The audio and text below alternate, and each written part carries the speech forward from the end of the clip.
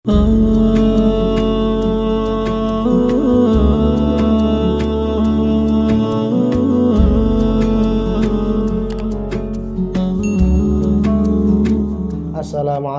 warahmatullahi wabarakatuh.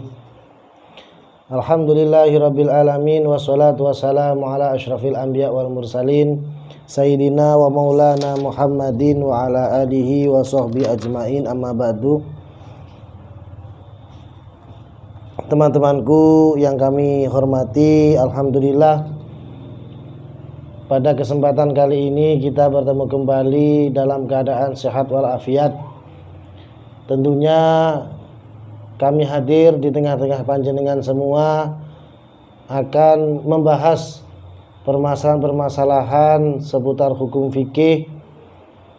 Salah satunya adalah bacaan-bacaan yang dilakukan oleh orang yang akan melaksanakan azan ataupun setelah melakukan azan, membaca sholawat, ada juga yang membaca ditambahi dengan kalimat thayyibah subhanallah alhamdulillah wala ilaha illallah akbar. Nah, dan itu akan kami kupas nantinya di dalam kajian-kajian kitab salaf, bagaimana hukumnya membaca kalimat-kalimat tersebut. Apakah di situ ada dalilnya ataupun seperti apa? Kita perlu pahami teman-teman, dalam kitab I'anatul Talibin Shahifah 30 bahwa ada ibarat yang semacam ini. Wa sunna likullin min muadzinin wa muqimin wa sami'ihima ayyusalliya wa yusallima ala nabi sallallahu alaihi wasallam ba'da faraghihima ay ba'da faraghi kullin minhuma. Jadi memang di sini ada keterangan bahwa sunat hukumnya bagi orang yang azan atau orang yang beriqamah atau orang yang mendengar azan atau orang yang mendengar iqamah membaca sholawat dan salam terhadap Nabi Muhammad sallallahu alaihi wasallam setelah azan dan juga iqamah. Jadi kalau dalam konteks ibarat ini bahwa sunatnya membaca sholawat dan salam terhadap Nabi itu setelah azan. Jadi setelah azan membaca Allahumma sholli ala sayyidina Muhammad, dan setelah iqamah juga membaca sholawat. Sunnahnya semacam itu. Namun yang terjadi di masyarakat itu juga ada yang sebelum azan juga membaca sholawat, bahkan ditambahi dengan kalimat-kalimat thayyibah. Maka ini bagaimana hukumnya? Maka di sini juga dijelaskan bahwa lanjutan daripada redaksi tersebut, wa tusannu as-sholatu ala nabi sallallahu alaihi wasallam qoblal iqamah. Sunat hukumnya membaca sholawat terhadap Nabi Muhammad sallallahu alaihi wasallam sebelum iqamah, sebelum qomat itu sunat juga membaca sholawat. Jadi kan tadi paragraf pertama dari redaksi kini mengatakan bahwa sunatnya membaca sholawat itu ketika setelah azan ataupun setelah qamah. Namun pada lanjutan ibaratnya ditegaskan bahwa sunat juga membaca sholawat terhadap Nabi Muhammad sebelum iqamah. Ala maqalahu An-Nawawi fi Syarh Walidna, dan ini senada dengan komentar Imam An-Nawawi dalam kitab Syarah Al-Wasit. Wa tamadahu Syekhuna Ibnu Juzan, ini dikuatkan oleh Ibnu Ziyad. Wa qala amma qoblal adzan lam falam aro fi dzalika syai'an. Nah, bahkan Imam Ibnu Ziyad berkata, loh, kalau seandainya sebelum azan ini bagaimana? Maka Imam Ibnu Ziyad, amma qoblal adzan falam aro fi dzalika syai'an. Imam Ibnu Ziyad ketika membaca sholawat Nabi sebelum melaksanakan azan, ini Imam Ibnu Ziyad tidak menemukan dalil sama sekali. Nah, namun di sini waqala Syekh Kabir Al-Bakri annaha tusannu qoblahuma. Namun di sini juga ada pendapat dari Syekh Abi Bakar Syekh Al-Kabir Al-Bakri Ibnu Syekh Sato bahwa mengatakan annaha tusannu qablahuma. Jadi juga disunatkan sebelum azan ataupun iqamah. Jadi kesimpulan daripada ini, ibarat ini adalah hukum membaca sholawat terhadap Nabi memang mayoritas ulama mengatakan itu setelah iqamah. Setelah iqamah ataupun setelah azan. Namun menurut komentar Imam An-Nawawi dalam kitab Syarah Wasit juga dikatakan bahwa sunat hukumnya membaca sholawat sebelum iqamah. Dan untuk membaca sholawat sebelum azan,